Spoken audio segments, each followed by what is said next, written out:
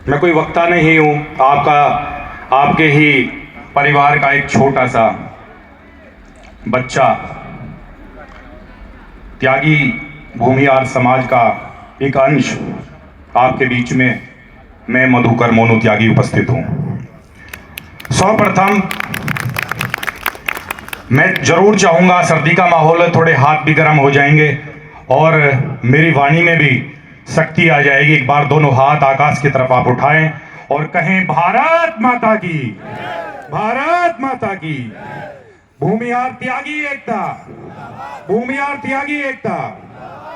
जो साथीगण पीछे हैं, जो चाय नाश्ता ले चुके हैं, देखिए जो कवि हैं, जो मेरे को कवि का आप लोगों ने अलंकार दिया है, मैं भाव लिखता हूं और मेरे साथ में विकास त्यागी खड़खड़ी और अनेकों साथी हम अनेकों मंचों पर गए और हम भारत माता का गुणगान करते हैं। और जब तक शरीर के अंदर एक भी खून का कतरा है, हम भारत माता की जय अनेक मंचों से लगवाते रहेंगे।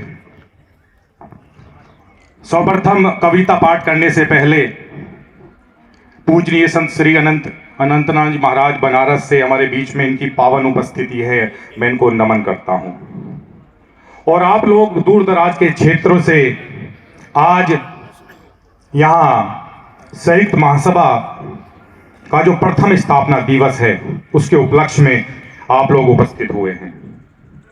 आपको जैसा पता ही है, इस उपलक्ष्य के साथ में जो परशुराम के वंशज, दिग्गज वंशज, जिनमें से महावीर त्यागी जी, प्रकाशवीर शास्त्री जी, मेजर आसाराम त्यागी जी का जन्म दिवस और राजनारायण राय साहब की पुण्यतिथि का शुभ अवसर है।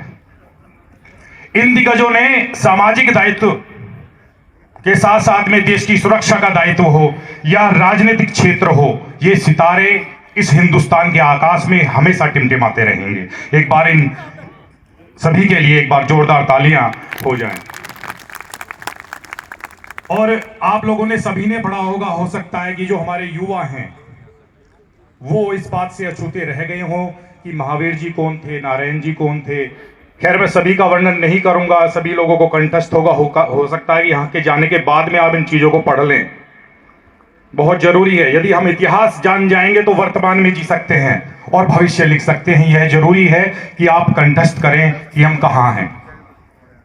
एक प्रकरण आप जानते हैं और सभी जगह गूगल करेंगे या किताबों में देखेंगे तो महावीर त्यागी जी का था कि भारत चीन युद्ध के बाद में जब हमारे से अक्सई चीन वाला जो हिस्सा है छिन गया था, तो संसद के अंदर उन्होंने प्रधानमंत्री जी के ये कहने पर कि उसके अंदर तिनके भर घास भी नहीं उगती थी, तो अपना गंजा सिर दिखाकर कहा था, तो यहां पर भी बाल नहीं उगते, क्या इसको मैं कटवा दूं।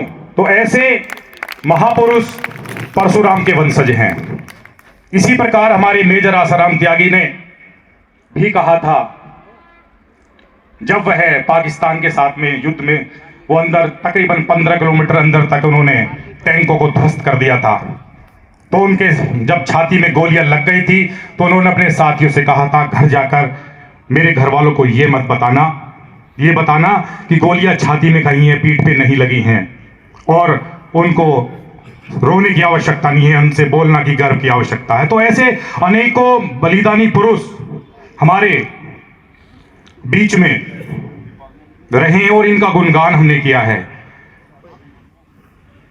हमारे दीपांकर जी महाराज इस प्रांगण में पधार चुके हैं, दिख रहे हैं दूर ही वो। मैं अनिल भाई साहब से थोड़ा अपनी कविता को विराम दे देता हूं और जी महाराज जब स्टेज की तरफ आ जाएंगे तो सभी बुजुर्गों से, युवा साथियों से मैं आग्रह करूंगा कि वो एक बार खड़े होकर दीपांकर जी के स्वागत में अपनी तालियों से उनका स्वागत करें।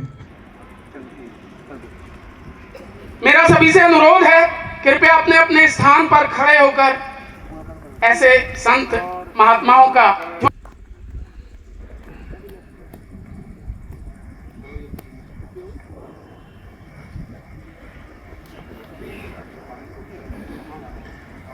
गोस्वामी